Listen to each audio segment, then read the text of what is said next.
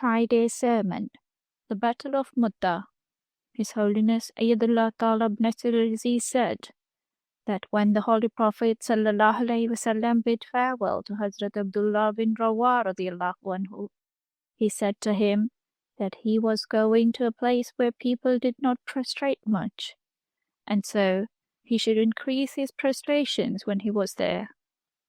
His Holiness Ayatollah Talib Nasir said that this guidance is very applicable today, as we live in countries where people have forgotten God, and so we must ensure to focus on our prayers and our worship.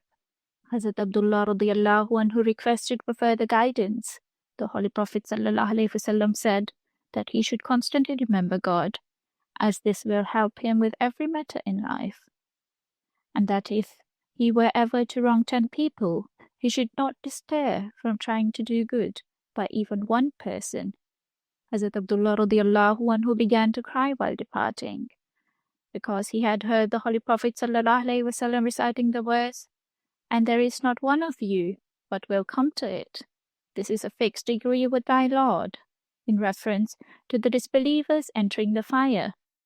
God has stated that the believers will not enter the hellfire.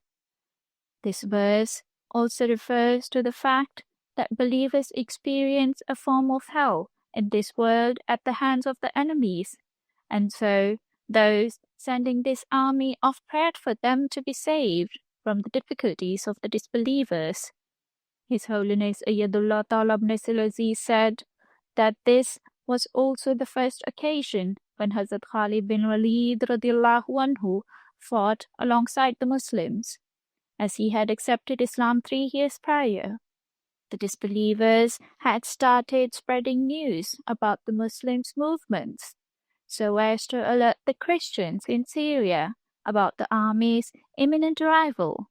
As such, Shurabil sent spies to keep an eye on the Muslims' movement, and it is recorded that he started gathering an army of 1,000, or according to some 100,000 in Syria. When the Muslims learned of this, Hazrat Abdullah radiallahu anhu encouraged them to keep marching forward and not to worry, for they had set out without fear of martyrdom. Either they would return victorious or they would be martyred. Either way, they would not lose. Martyrdom of prominent companions during this battle. The Muslim army ultimately reached Mutta and began making preparations.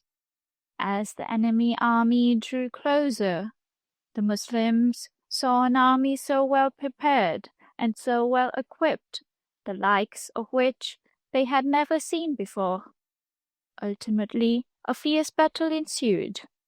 Hazrat Zain bin Haritha radiallahu anhu fought bravely until he was martyred, upon which Hazrat Jafar radiallahu anhu took up the flag of Islam and fought fiercely. He held onto the flag fervently despite his arms getting cut off, and held it against his chest with his elbow until he was martyred. Hazrat Abdullah bin Rawah radiallahu anhu took the Islamic flag. He fought until he too was martyred.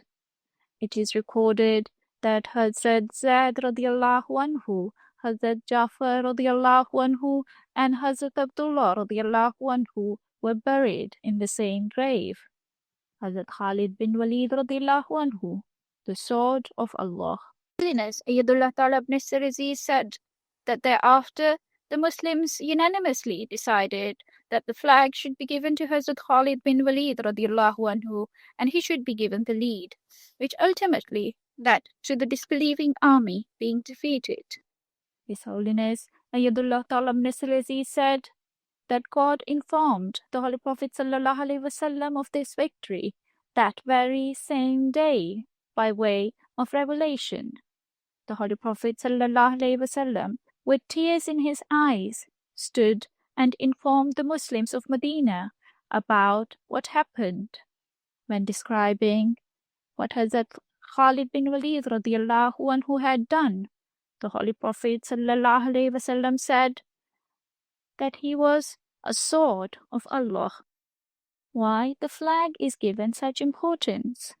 His Holiness Ayatollah Ta'ala Ibn Aziz quoted Hazrat Mirza Bashiruddin Mahmud Ahmad Radhiyallahu Anhu, who explained that a nation's flag is regarded with the utmost honor, as it is a symbol of the entire nation.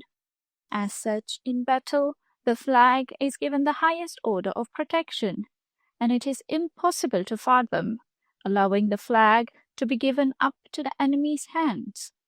Even though during the battles the flag of Islam was not very elaborated, it would be a piece of black cloth tied to some wood, but it represented the entire nation's honor.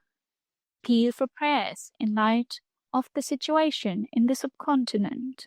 His Holiness Ayatollah Ta'ala Ibn Aziz made an appeal for prayers regarding the general state of the world, and in particular the conditions prevailing in India and Pakistan. May Allah bring an end to injustice, protect the oppressed, and give sense to the governments, so that rather than advancing towards war, they resolve matters peacefully. His Holiness Ayatollah Ta'ala Ibn Aziz said that a war bears a negative impact on both sides. Not only do soldiers lose their lives, but ordinary citizens and the oppressed are also needlessly killed. This is what we are seeing in the wars of today. His Holiness Ayatollah Ta'ala Ibn Aziz urged prayers for all those oppressed in the world. His Holiness Ayatollah Ta'ala Ibn Aziz said that apparently it seemed the world is standing at the precipice of destruction. Only Allah can save us from this destruction, and this can only happen when the world bows before God. May Allah enable them to do so and enable us to pray.